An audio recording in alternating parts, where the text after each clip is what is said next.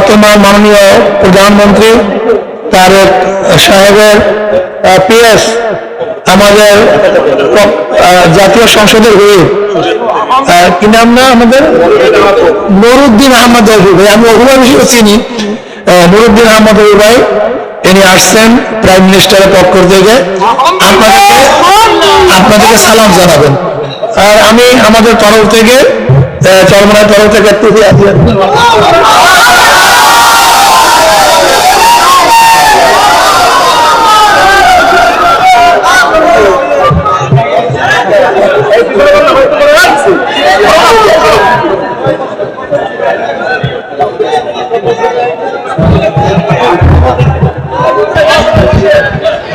أعوذ بالله من الشيطان الرجيم بسم الله الرحمن الرحيم الصلاة والسلام عليك يا رسول الله الصلاة والسلام عليك يا حبيب الله الصلاة والسلام عليك يا نبي الله الصلاة والسلام عليك يا رحمة للعالمين উপস্থিত আজকের এই ঐতিহ্যবাহী চরমনায়ের ময়দানে বার্ষিক মাহফিলে আমার ভাই আমাদের পীর সাহেব ফজলুল করিম সাহেব উপস্থিত, সারা দেশ থেকে আগত চরমনায়ের ইসলাম প্রিয় ভক্তবৃন্দ, আমার দিন ভাইয়েরা, সবাইকে আমার পক্ষ থেকে বাংলাদেশের মাননীয় প্রধানমন্ত্রী জনাব তারেক রহমান সাহেবের পক্ষ থেকে আজকের এই চরমনায়ের ময়দানে আপনাদের সবাইকে আসসালামু আলাইকুম ওয়া রাহমাতুল্লাহ এবং সবাইকে সবার কাছে মাননীয় প্রধানমন্ত্রী আমাদের হুজুর চরমনায় হুজুরের কাছে মাননীয় প্রধানমন্ত্রী দোয়া চেয়েছেন। আপনাদের সবার কাছে আমাদের মাননীয় প্রধানমন্ত্রী জনাব তারেক রহমান সাহেব দোয়া চেয়েছেন। আপনারা দোয়া করবেন যাতে তারেক রহমানের হাত দিয়ে, আমাদের মাননীয় প্রধানমন্ত্রীর হাত দিয়ে আমাদের ভাই ফজলুল করিম সাহেব, আপনারা দেখেছেন গত কয়েকদিন আগে বর্তমান সরকার মাননীয় প্রধানমন্ত্রী জনাব তারেক রহমান সাহেব ইসলাম প্রিয়, দিনী প্রিয়, ইসলামের প্রিয় বন্ধু জনাব তারেক রহমান সাহেব বাংলাদেশের ইমাম খতিব মুয়াজ্জিনদের জন্য বিশেষ ভাতা, সম্মানী ভাতা তিনি রাষ্ট্রীয়ভাবে ঘোষণা করেছেন এবং আমাদের হুজুর ফজলুল করিম সাহেবের হাত দিয়ে বাংলাদেশের সকল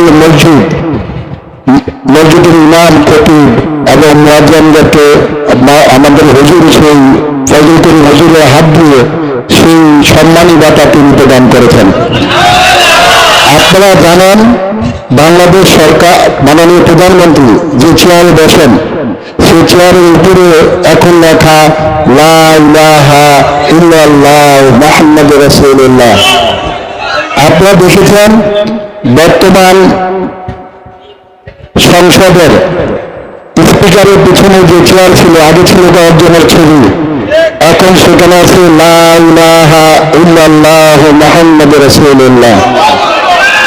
মাননীয় আপনাদের প্রিয় ভাই, আমাদের প্রিয় হুজুর জনাব ফজলুল করিম হুজুর সাহেব এবং ফজলুল করিম হুজুর সাহেবের পরামর্শে তিনি আগামী দিনে সকল আলেম ওলামাদেরকে নিয়ে, সকল ইসলাম প্রেমিক, দ্বীনী প্রেমিক, সকল মাদ্রাসা প্রেমিক, আল্লাহ প্রেমিক সকলকে নিয়ে যেন একটা শান্তিময় বাংলাদেশ তৈরি করতে পারে, সেই জন্য আপনাদের সবার কাছে মাননীয় প্রধানমন্ত্রী দোয়া চেয়েছেন।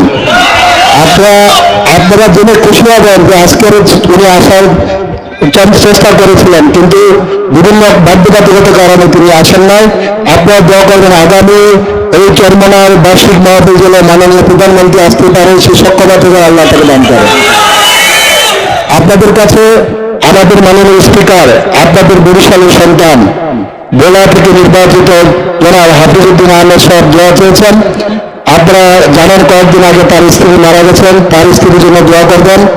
আপনারা জানেন আপনাদের বরিশালের সন্তান, আমাদের জাতীয় সংসদের চিফ নুরুল ইসলাম মনি সাহেব, উনি আপনাদের কাছে দোয়া চেয়েছেন।